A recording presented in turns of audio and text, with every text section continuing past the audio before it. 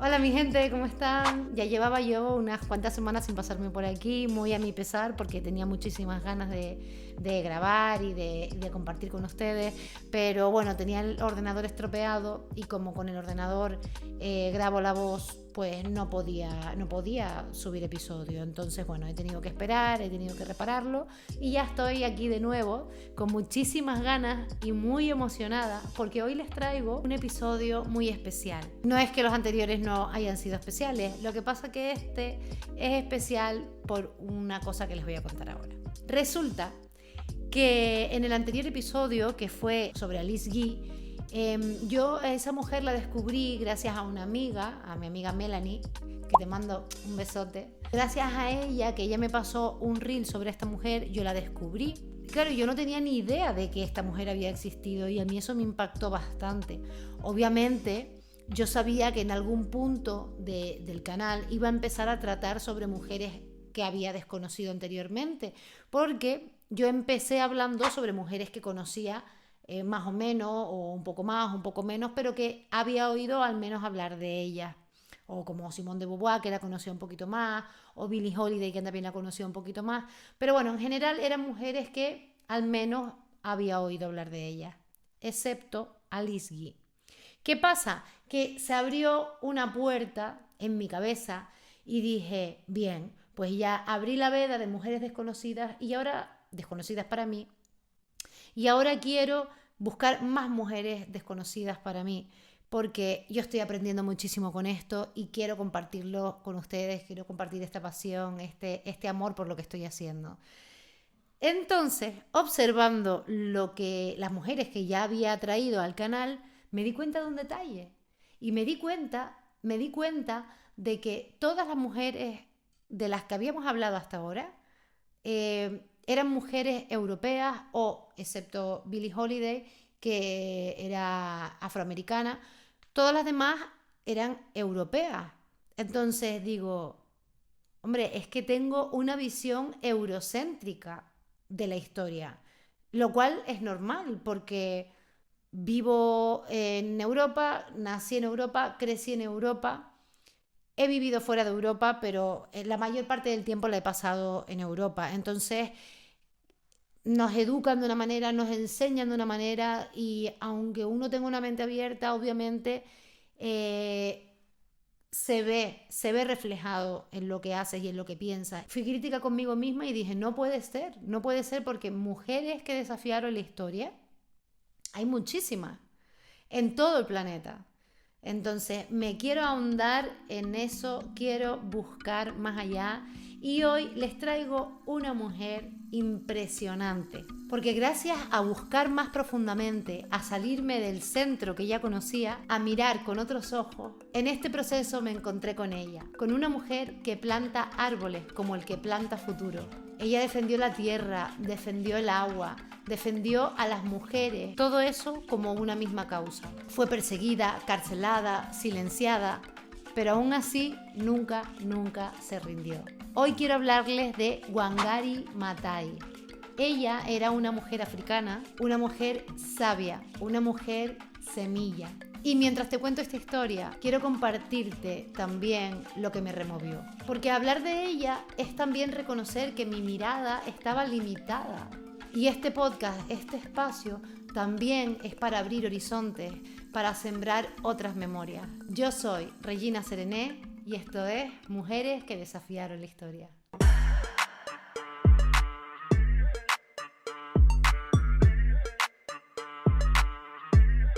Wangari Maathai es el nombre de nacimiento. La conocemos por Maathai, pero Maathai es el apellido que adquirió luego cuando se casó. Wangari Maathai nació el 1 de abril de 1940 en el pequeño pueblo de Iite, en las fértiles tierras altas de Nyeri, alrededor del monte Kenia. Era una niña kikuyu, un pueblo profundamente conectado con la tierra, la comunidad y los ciclos naturales. Y aquí me quiero detener un momento, porque si has escuchado episodios anteriores de este canal, ya sabes que me gusta ir más allá de los datos que encontramos. Y es que esta vez quiero abrir una pequeña reflexión porque creo que también es parte de desafiar la historia.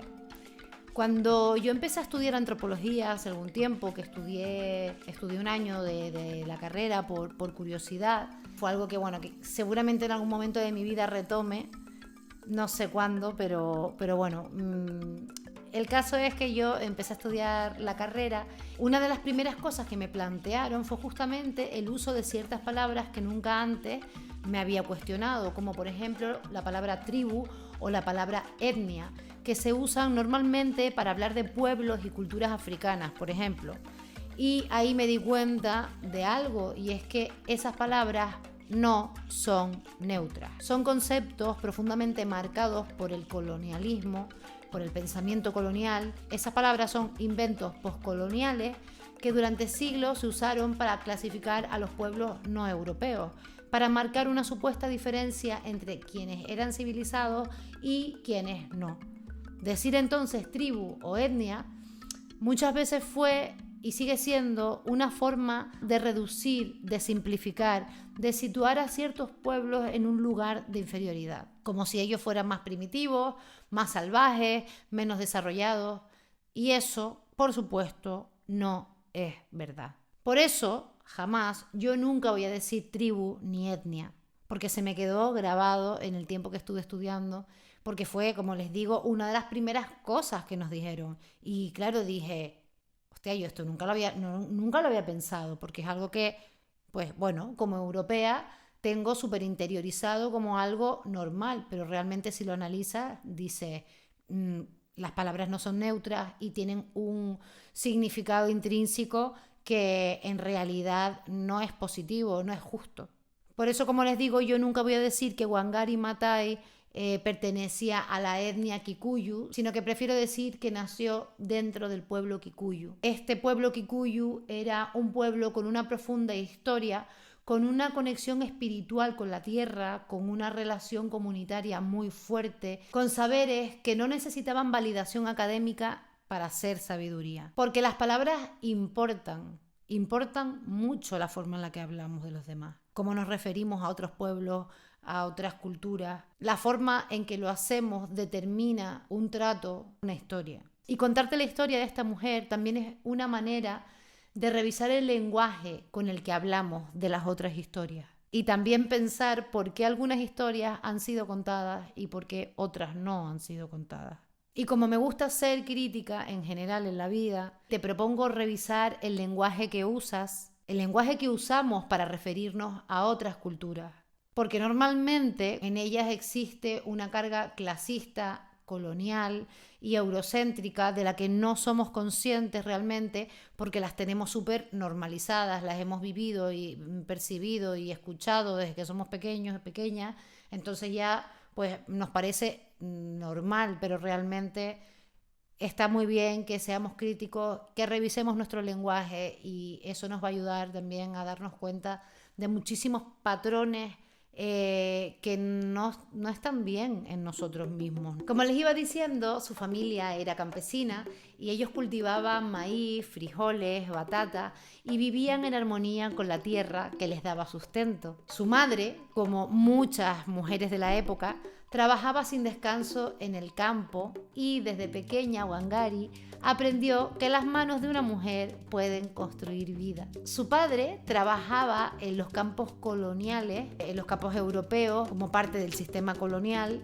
pero fue su hermano quien de una manera insólita tuvo mucha responsabilidad y culpa sobre quién sería Wangari después, porque este hermano de esta mujer, cuando ella era una niña aún, convenció a su padre para enviar a Wangari a estudiar, porque veía que Wangari tenía aptitudes para estudiar y con 7 años, cuando ella tenía 7 años, convenció a su padre para mandarlo a estudiar.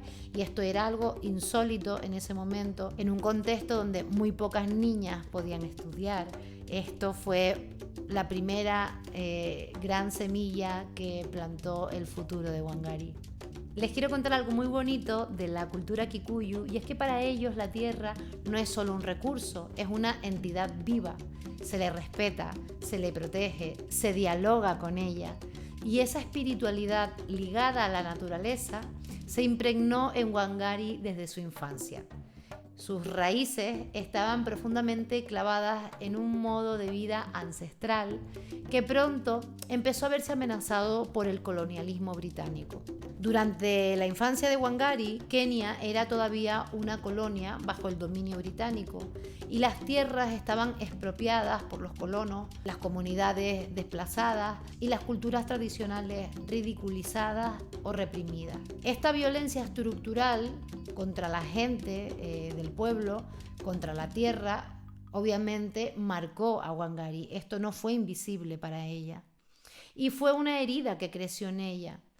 Y también creció con esta herida una promesa. Algún día haría algo para sanar esta herida. Porque tú sabes lo que significa que una niña de 7 años en la Kenia rural de los años 40 empezara a ir a la escuela. Eso ya en sí mismo es un acto de rebeldía.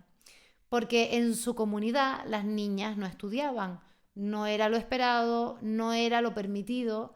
Pero en el caso de Wangari, que fue su hermano quien convenció a su padre de que ella también merecía aprender y una oportunidad, este gesto pequeño que tuvo su hermano lo cambió absolutamente todo.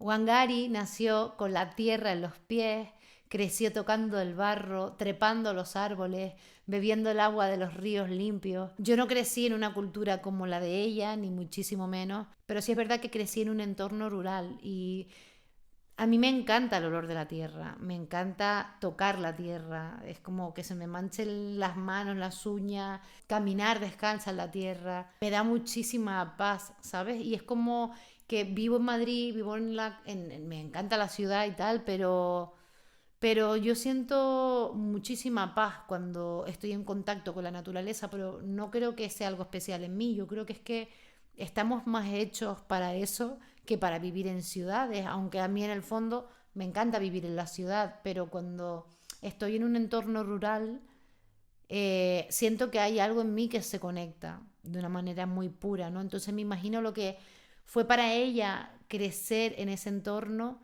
y me parece realmente un regalo, me parece que se impregnó de una sabiduría infinita en muchos aspectos. Como les decía, desde muy pequeña ella entendió que la tierra era vida y cuando empezó a estudiar lo hizo con una sed que parecía no tener fondo. Ella era brillante, curiosa, determinada. Le iba tan bien en sus estudios que en 1960, cuando tenía 20 años, recibió una beca del programa Airlift África, que llevó a estudiantes africanos a formarse en Estados Unidos. Así que ella con 20 años se fue a Kansas a estudiar biología. Luego hizo un máster en ciencias biológicas en Pittsburgh. Imagínate lo que era eso para ella, una mujer africana, observando todo lo que estaba ocurriendo en Estados Unidos en ese momento, en plena lucha por los derechos civiles, observando cómo se alzaban las voces de Martin Luther King, de Malcolm X, de tantas personas negras que reclamaban su lugar. Ahí Wangari empezó a conectar los puntos. Entendió que la justicia no podía separarse del cuerpo, del color, ni tampoco del entorno. Claro, todo esto influyó muchísimo a Wangari, porque venía con todo el bagaje de su tierra y además estaba aprendiendo muchísimas cosas en Estados Unidos, viendo todos los movimientos sociales y políticos que se estaban dando, ¿no? Entonces, ella en 1966 regresa a Kenia con toda esta mochila de cosas aprendidas, ¿no? En 1969 se casa con Mwangi Maathai, de ahí el apellido que ella adquirió. Este hombre era un político de Kenia que más tarde se convertiría en miembro del Parlamento. Después de casarse, ella sigue con su carrera, con sus estudios y en 1971 obtiene un doctorado en medicina veterinaria con especialidad en anatomía en la Universidad de Nairobi, convirtiéndose en la primera mujer de África del Este y Central en lograrlo. Primera. Es decir, no había ninguna antes. Ella fue la primera. Es importante recalcar que habían otras mujeres que lo habían conseguido antes en otras regiones del continente, de África. Por ejemplo, en Egipto o en Sudáfrica, donde existían estructuras educativas más consolidadas desde principios del siglo XX, como por ejemplo la egipcia Samera Moussa, una física nuclear que consiguió su doctorado en los años 40 y de la cual hablaremos en otro episodio, porque también la he descubierto gracias a Wangari y wow, o sea, es que hay tantas mujeres interesantes que han dejado un legado impresionante y no las conocemos porque no les dan bombo y platillo como le dan a otros hombres. Que bueno, me está encantando hacer esto y vamos, para mí me da muchísima felicidad poder compartir esto con ustedes y poder pasar la voz y que todo el mundo sepa toda esta información, que obviamente está todo en internet, pero si no la buscas no la encuentras.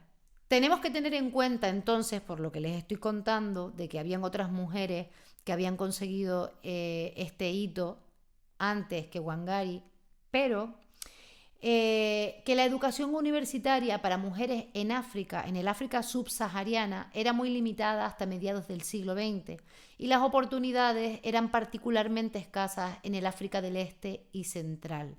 Es por eso que digo que fue la primera mujer del África del Este y Central. Es por eso que el logro de Wangari Maathai fue tan importante, porque fue la primera mujer en esta región de conseguir un logro así. Como les estaba contando, obtuvo el doctorado en 1971 y ascendió a profesora del Departamento de Anatomía Veterinaria, siendo otra vez la primera mujer en obtener ese puesto en esa universidad. Qué difícil y qué emocionante habrá sido para ella abrir ese camino, pero esta conquista académica no venía con un camino allanado, porque cuando empezó a enseñar en la universidad se topó con el machismo académico de lleno. Sus colegas la menospreciaban, la excluían, le hacían la vida muy difícil, pero ella no se detenía, nunca se detenía. Al volver a Kenia en 1966, Kenia estaba atravesado por el autoritarismo del régimen de Daniel Arap Moi.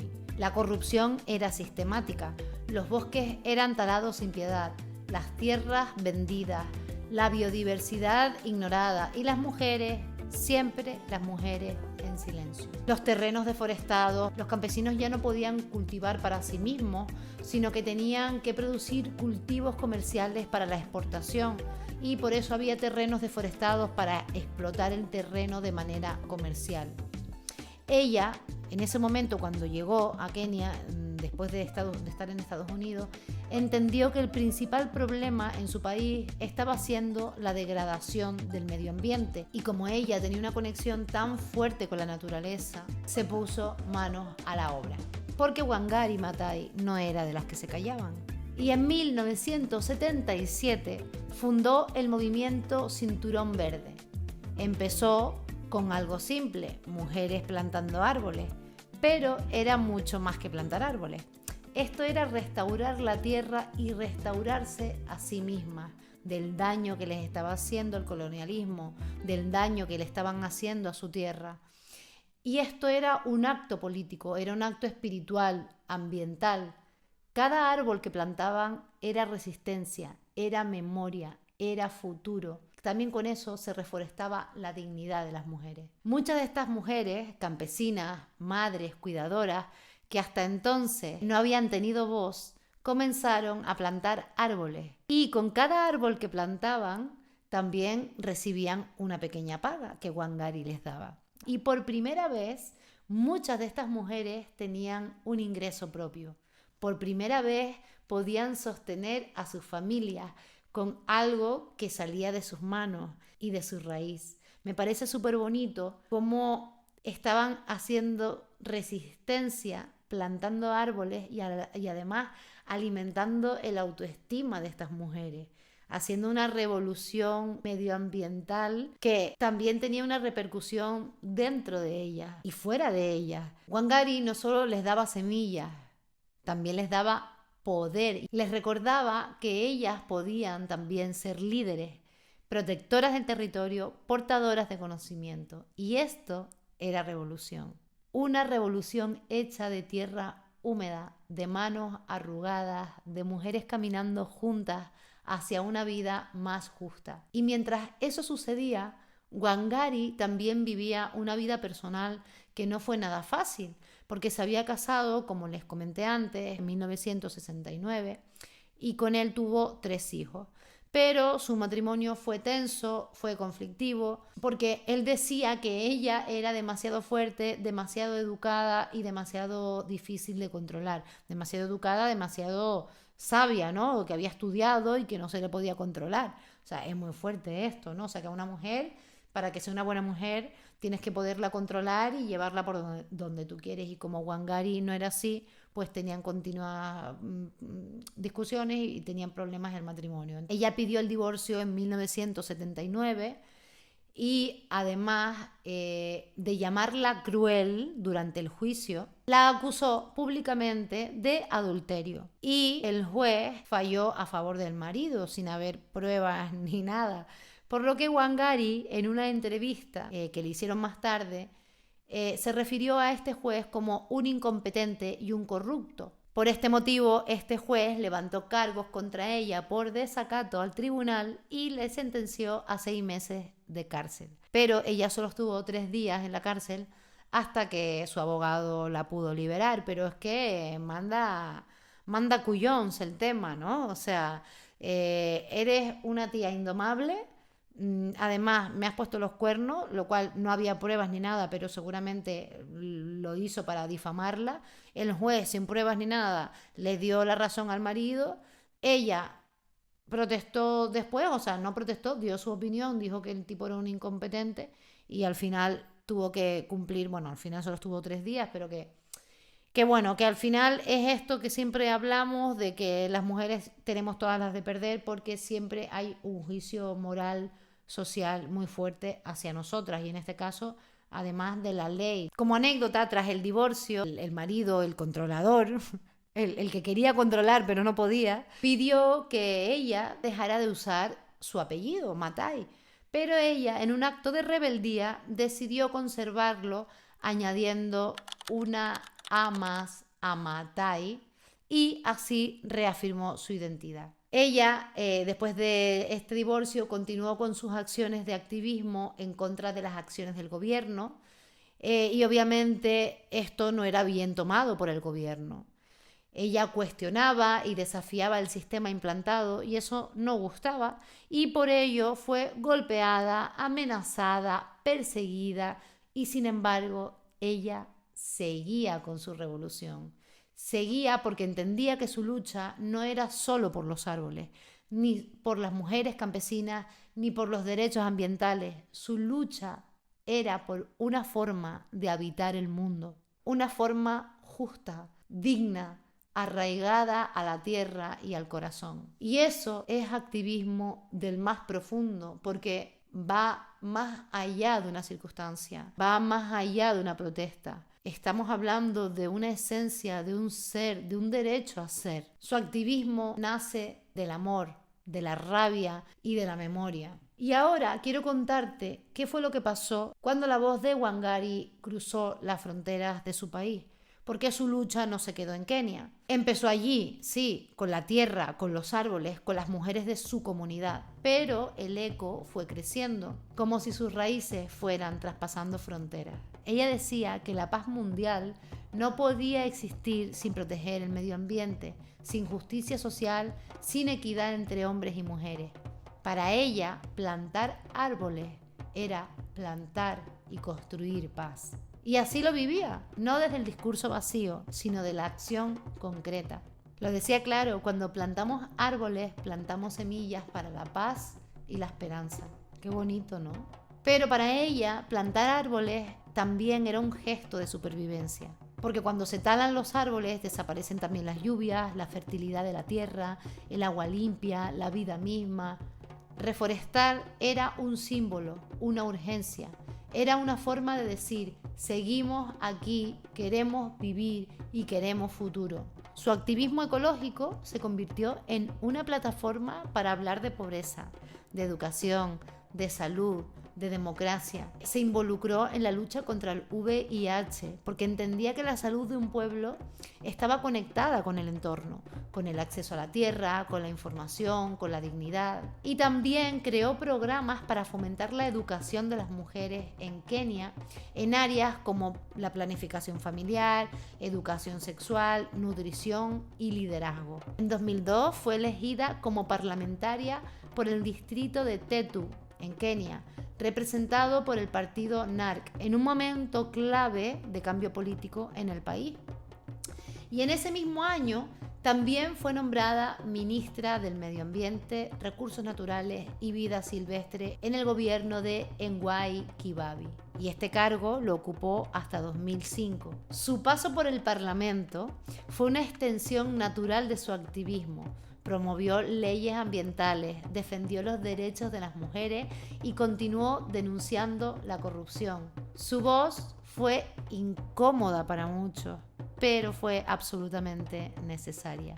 También en 2004 recibió el Premio Nobel de la Paz y fue la primera mujer africana en recibirlo. Otra vez, ella la primera. Imagínate eso, una mujer que venía de una familia campesina, que de niña caminaba descalza por los campos de Nyeri, que había tenido que enfrentarse al poder, a su marido, a la cárcel. Había recibido uno de los mayores reconocimientos del mundo, un premio Nobel. Pero lo más bonito es que nunca dejó de ser quien era. En su discurso habló de su madre, de la naturaleza, de las mujeres africanas que le habían enseñado la fuerza de la comunidad. No se puso la máscara del mundo institucional. Ella siguió hablando con esa verdad serena como quien cuida de una planta. Y además su legado impactó a miles de mujeres, no solo en África, sino que inspiró a activistas ambientales, a defensoras de derechos humanos, a mujeres indígenas de todo el mundo. Su forma de liderazgo fue otra diferente a la común, a la frecuente. Ella lideraba cuidando, lideraba nutriendo, defendía con ternura, con firmeza. Ella demostró que el activismo no siempre necesita pancartas y que a veces lo que se necesita es una semilla, una mano que cava la tierra y otra que la riega con esperanza. Porque ella cambió el mundo desde lo pequeño, desde lo esencial. Y eso, mi gente, es revolucionario. Hablar de esta mujer, hablar de Wangari Maathai, es hablar de una mujer que no solo sembró árboles, sino que sembró conciencia, dignidad, futuro. Futuro para su comunidad, futuro para las mujeres de su comunidad. Su lucha no terminó con ella, al contrario, se multiplicó. Su historia fue una chispa encendida en medio de un mundo que muchas veces prefiere la comodidad del silencio. Y ella eligió el ruido de las hojas al crecer, el bullicio de las mujeres organizadas, las palabras que se dicen aunque te tiemble la voz. Wangari falleció el 25 de septiembre de 2011 a los 71 años, víctima de un cáncer de ovario. Y su muerte fue sentida en todo el mundo, no solo por quienes la conocieron o trabajaron con ella, sino también por todas las personas que encontraron en su ejemplo una razón para seguir resistiendo, creando, cuidando. Fue como cuando muere una madre, ¿no? Se muere una madre y duele porque madre no hay más que una, y Wangari Maathai solo hubo una y solo habrá una, ¿no? Entonces su pérdida fue una gran pérdida. Tuvo una vida difícil, ella a lo largo de su vida fue encarcelada, fue golpeada, fue humillada públicamente. En 1999 fue arrestada por encabezar una protesta contra un proyecto de construcción en Karura Forest, un lugar sagrado para ella y para muchas otras mujeres. En 2002 enfrentó otro arresto y varias amenazas, pero siempre se levantó con más fuerza. Fue una mujer que nunca dejó de luchar, nunca dejó de plantar árboles, y esos árboles crecieron. El movimiento Cinturón Verde, que ella misma fundó, no solo fue un proyecto medioambiental, sino que fue una revolución desde la raíz. Más de 50 millones de árboles fueron plantados en África gracias a su impulso. Pero más allá de eso, se formaron miles de mujeres rurales que gracias a su liderazgo aprendieron a organizarse, a gestionar recursos, a reclamar tierras, a alzar la voz. Fue un movimiento que transformó la relación entre las personas y la tierra, entre las mujeres y su poder. Porque para Wangari plantar árboles no solo era un acto ecológico, era una forma de sanar, de resistir y de sobrevivir. Porque el contacto con la naturaleza era para ella sagrado, era algo vital, porque no era un lujo ni una cuestión romántica, sino que era una necesidad de supervivencia. Para ella, según sus palabras, restaurar los ecosistemas era restaurar la dignidad humana. Y lo decía desde el ejemplo, no solo con palabras. Gracias a su coraje logró detener proyectos destructivos en parques públicos de Nairobi como Uhuru Park y Karura Forest. Denunció la corrupción ambiental, enfrentó al poder sin miedo. Su visión era clara: no puede haber paz si no hay justicia ambiental, ni igualdad si no se escucha a quienes protegen la tierra. Su lucha fue tan profunda que en 2004 recibió el Premio Nobel de la Paz, como les contaba antes, y desde ese lugar de reconocimiento global no dejó de empujar. Siguió hablando del VIH, de los derechos de las mujeres, de la importancia de la educación. Fue diputada, ministra, madre de un país que aprendió a ver su belleza a través de sus ojos. Y su vida no fue fácil. En su activismo, Wangari también enfrentó desafíos personales profundos, incluyendo una ruptura dolorosa con su esposo, quien la demandó por la custodia de sus hijos y la acusó de ser una madre irresponsable, enfrentándose a la opresión patriarcal tanto en el hogar como en el ámbito político. Fue una mujer que soportó mucho, pero a pesar de las dificultades personales, nunca permitió que su vida fuera definida por ella. Su vida fue un grito de resistencia y su legado hoy sigue vivo en el Instituto Wangari Maathai, que forma a jóvenes líderes africanos en desarrollo ambiental y paz. Y sobre todo, vive en cada semilla plantada, en cada mujer empoderada, en cada lucha pequeña que se convierte en bosque. Porque si algo nos deja claro Wangari, es que cuidar la tierra es cuidar la vida. Y que la resistencia también se siembra. Y ahora respiro profundo porque siento que esta historia me ha atravesado. Hay algo profundamente bello y al mismo tiempo muy duro en la vida de Wangari Maathai, porque ella sembró árboles, sí, pero también sembró justicia, sembró dignidad, sembró conciencia. Y no solo lo hizo con palabras, sino con sus manos, con su cuerpo, con su libertad. Y estuvo por eso en la cárcel varias veces. Fue golpeada, fue humillada públicamente, pero nunca se rindió. A veces siento que resistir no es solo pelear con los puños cerrados. A veces resistir es cuidar un árbol, cuidar a otras mujeres, cuidar la vida. Y quiero cerrar este episodio con un cuento de Wangari que ella contaba mucho, y es el cuento del colibrí. Había un gran incendio en el bosque y todos los animales huían despavoridos. Todos menos un pequeño colibrí que iba y venía del río al fuego, llevando en su pico una sola gota de agua. Un tucán lo vio y le dijo: «¿Pero te crees que vas a apagar el fuego con eso?» Y el colibrí, sin dejar de volar, respondió: «Yo hago mi parte, estoy haciéndolo lo mejor que puedo». Esa era Wangari, una mujer que hizo su parte, incluso cuando parecía inútil, incluso cuando estaba sola, incluso cuando todos huían. Ella jamás se detuvo. Ella siempre decía que siempre debemos ser el colibrí, hacerlo siempre lo mejor que podamos. Y al conocer su historia, yo me pregunto: ¿qué semilla estoy dejando hoy? ¿Qué influencia dejo en la vida de los demás? ¿Qué raíces quiero que crezcan después de mí? Ojalá este episodio nos deje esta pregunta latiendo y ojalá nos invite a pensar en nuestras pequeñas trincheras, en nuestras pequeñas siembras, porque cada gesto, porque por pequeño que sea el gesto, puede cambiar el paisaje entero. Gracias por estar aquí, mi gente, por escuchar este episodio, por acompañarme, por cuestionar conmigo y por ayudarme en este viaje de reescribir la historia y de conocer mujeres maravillosas. A mí me ha encantado esta historia de Wangari, me ha emocionado muchísimo. Me he sentido un poco rara porque llevaba sin grabar unas semanas, espero haberlo hecho, pues lo he hecho lo mejor que he podido y espero que les haya gustado. Esta es mi semilla que me gustaría dejar a mí, que háganse todas esas preguntas que dejé aquí. ¿Qué semilla estoy dejando hoy? ¿Qué influencia dejo en la vida de los demás? Espero que les haya gustado y nos vemos en el próximo episodio.